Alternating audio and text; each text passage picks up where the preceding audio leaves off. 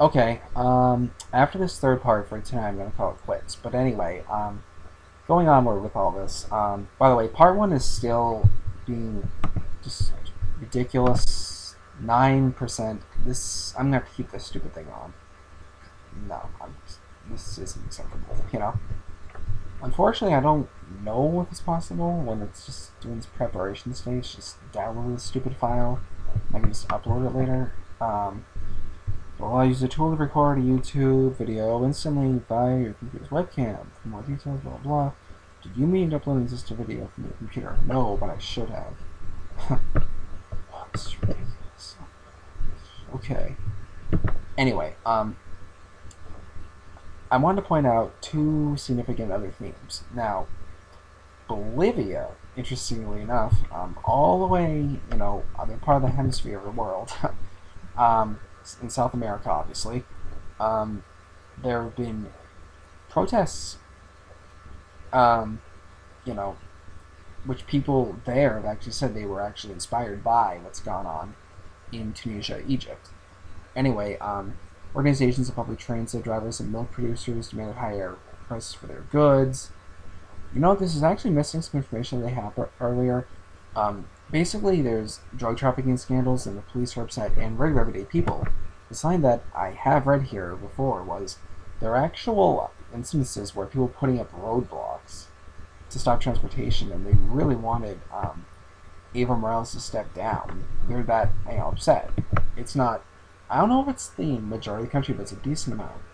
I'll read this really quick. On the 10th of February, the president of Bolivia, Eva Morales, canceled an appearance at a public event in Aurora due to fears of over riots after protesters are angry about rising food prices. Same theme. Morales-style government, same theme. Bigger topic though. Reportedly planted explosives there. Morales was said to be on guard in the wake of the Tunisian and Egyptian uprisings, according to United Press International. Protests against the president were also reported in several of the country's major cities. Prior to early 2011, protests, constitutional changes, and attempts to remove the president during the presidency of his reign included blah blah blah blah blah. They list these different things. He survived in apparently 2008 a recall election, 67%. The fact that it was that close though, and they had to have one in the first place, is pretty eye-lifting. I don't put him in the same category as Hugo Chavez, but he is good buddies with him, and that's worrying. Because don't listen to his propaganda. Not the United States is a saintly, perfect place. It's done a lot of wrong throughout the world, including Latin America. But Chavez is not a good guy. Don't drink his Kool-Aid. I'll go into that in later protests. Anyway, my point though is, again, these didn't just start yesterday. These started at the same time these other protests have been occurring, even before they got as extreme as they've been in Yemen, Libya, or Syria, or as they were in Bahrain. So again, don't let people rewrite this for you. This is a worldwide human revolution. Now it's got 3 layers. I want to point that out. Third layer is in countries that are completely repressive. Where everything is terrible. Where, you can't sell food on the street if you're a food vendor. And if you do, you'll probably get arrested. Because there's corruption, they want to keep it that way. That was the case in Tunisia, where everything started. And people that's always a larger issue being in a repressive society, and people take matters in their hands and the protests start. The second layer, like a second level, is when there are countries where they're not completely repressive like that, but there are really big issues that people aren't happy with. Good cases in Eastern Europe where there's things going on, as you can see in this list here, in Albania or Croatia. There we go. And there's people who are part of the electorate who aren't happy about this or that. I'm not going to get into that. I'm not going to go back into the whole Balkan story. Right now, at least, for this introduction video. But they're upset about something. They want a major change. Even means a whole new election or kicking the current party out, which is pretty big. And then you have a first layer, such as the United States, which the Wisconsin union strikes. I want you to know this. The people who were the actual people, not me saying this, the people who were out there on the streets were saying they were inspired by what happened in Egypt. So this is all connected. They're not separate things. Keep this in mind. Worldwide. The reason I want to shove this down everyone's throat is because I want everyone out there who's in another part of the world to not feel alienated. If they feel the need to take matters into their hands to make their country a better place, peacefully. Anyway, this is all part of the same story.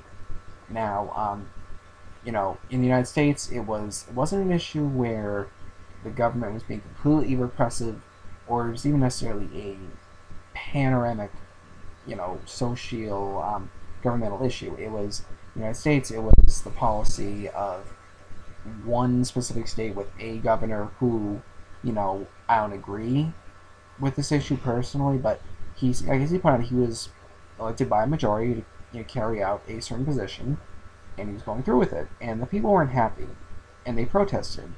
Now, you could say, well, they should just shut up, and if they're not happy with it, wait till 2012 for someone to come in and do, go on their side on this issue.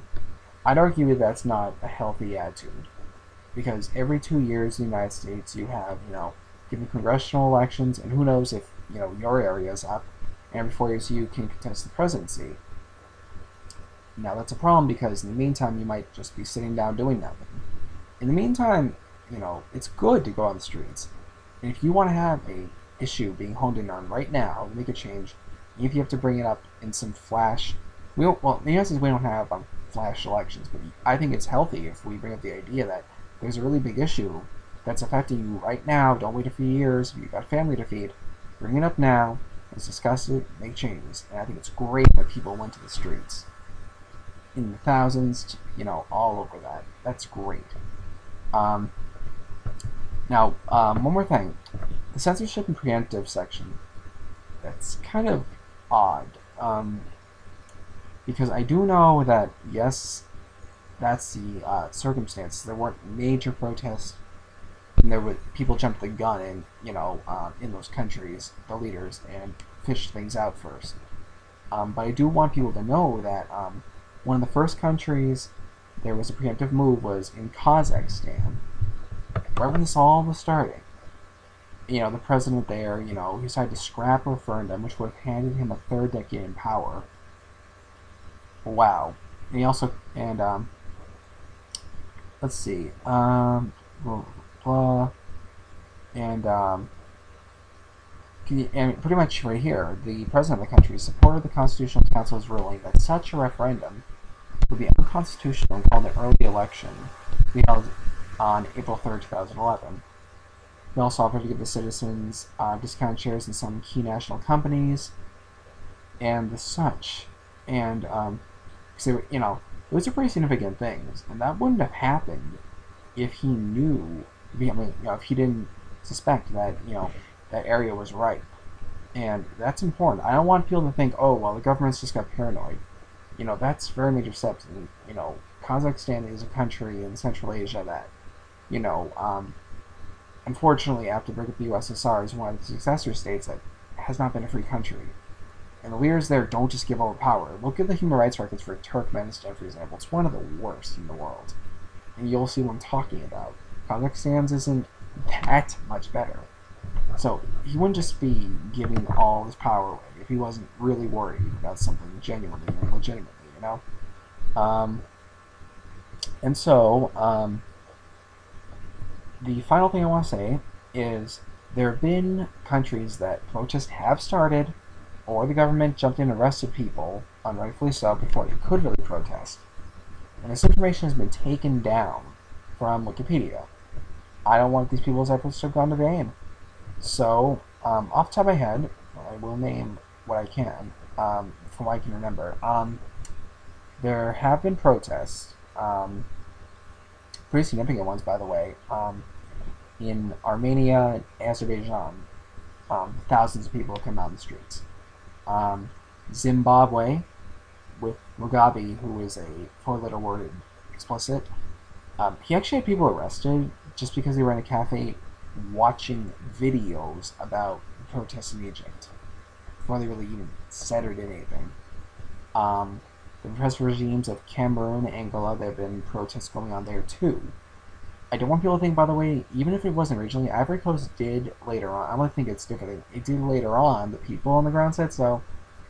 They said, we've really been inspired, renewal over what's gone on in Tunisia, Egypt. So that was actually a successful case of where the repressive regime was toppled.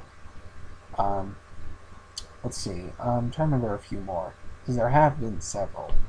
Gabon, that was another one. Swaziland, another one, and Mozambique, another one. I want to point out too. There is a very, like I said, it's around the world. There's a very strong African dimension here. North Africa is in Africa. Oh, Mauritania is another one, by the way. And it's gone down also, by the way, through sub-Saharan Africa. Sudan, Somalia, two other ones. A lot. I'm going away to name all these different countries, by the way. Not to show that I can, but to make the point. It's not just the Middle East or North Africa sphere. It's also the Africa sphere. And there were articles early when these protests began pointing that out. And they were worried that the press wouldn't focus on that, and then people would lose the support, the very little coverage that they got, and it happened. Wow, no surprise there. Anyway, this was just an introduction video. And part 1 will come up after part 2 and part 3, it looks like. But anyway, I wanted to get that all out. I hope I can make future videos a little more entertaining. This was very straightforward. I very dryly talked about facts. We'll see. I'm doing it with no script, just going with it, Anyway, I will go into more details about this and upcoming events according to this and other things related to the news. I do also want to talk about things that aren't even just necessarily news, but stuff I really also enjoy. Peace out. Have a good night.